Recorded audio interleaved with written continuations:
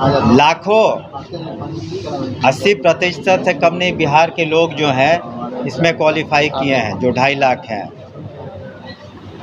जो नए बीपीएससी के थ्रू हैं, और 2.5 लाख जो से ऊपर जो गवर्नमेंट सर्वेंट बनाए गए हैं तो सभी बिहार के हैं। तो वो विचाराधीन है, लेकिन तत्काल जो निर्णय पहले था तो ऐसी बात नहीं है, ये इसको कोई राजनीतिक रंग देने की आवश्यकता नहीं है, उस पर विचार करेंगे। लेकिन अभी फ़िलहाल वही पॉलिसी है और इसमें 9 लाख नियुक्तियां आप समझे कि बिहार में हो चुकी हैं। शायद ही कोई राज्य होगा जिसमें 9 लाख सीधी नियुक्तियां हुई सरकारी सेवा में। साथ ही साथ अन्य विभागों में, अभी शिक्षा विभाग में भी नियुक्तियां शेष हैं, पुलिस विभाग में भी नियुक्तियां शेष हैं, हेल्थ विभाग में नियुक्तियां शेष हैं, कई और विभाग है जहां नियुक्तियां शेष हैं।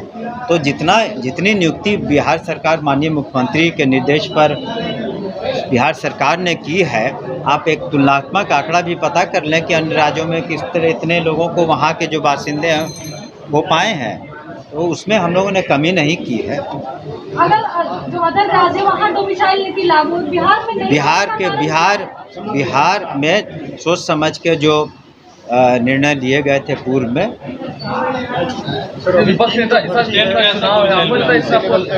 नहीं जी नहीं,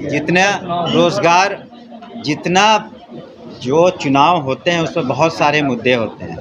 जिस तरह से विकास, रोड, शिक्षा, स्वास्थ्य, बिजली, पानी, सड़क, जिस तरह से केंद्र सरकार ने सहायता की और जिस तरह से राज्य सरकार ने माननीय मुख्यमंत्री के नेतृत्व में जितने काम किए हैं वह अभूतपूर्व है। तो सभी को सोच करके ही, मेरे ही क्षेत्र में ले लीजिए, यहाँ से पहले जाने में 14-15 घंटे लगते थे 2005 के पूर्व, आज 3.5 घंटे में आप पहुँच जाते हैं। तो जो जनप्रतिनिधि हैं, जो पंचायती राज व्यवस्था से जितनी महिलाएं आई, सशक्तिकरण हुआ महिलाओं का 50% से ज़्यादा, आज 35% सरकारी सेवा में महिलाओं की भागीदारी है।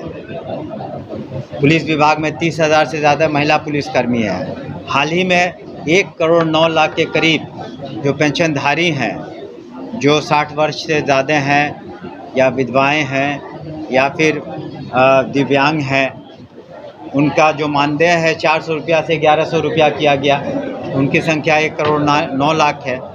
तो सभी को, समाज के हर वर्ग को राहत दी गई है। आप शिक्षा विभाग ले लें, जितना हम लोग साइकिल योजना, पोशाक योजना, जो मुख्यमंत्री जो प्रोत्साहन योजना, मैट्रिकुलेशन, ग्रेजुएशन, इंटर करने पर देते हैं, तो वो 20 करोड़ से ज़्यादा की राशि है।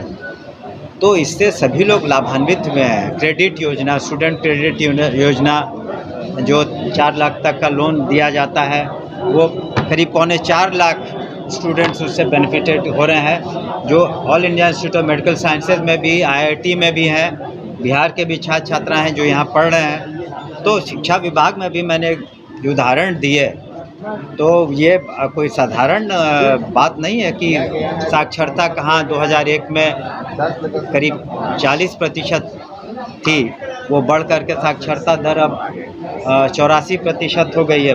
महिलाओं की जो साक्षरता थी करीब 34%, वो बढ़ करके 75% हो गई है। तो हर क्षेत्र में विकास हुआ है। तो निश्चित रूप से मतदाता और हमारे पूरा यकीन है कि माननीय मुख्यमंत्री के नेतृत्व में जो NDA की सरकार है उसकी प्रचंड बहुमत से वापसी होगी। मंत्री जी, आप बात कर रहे हैं विकास की।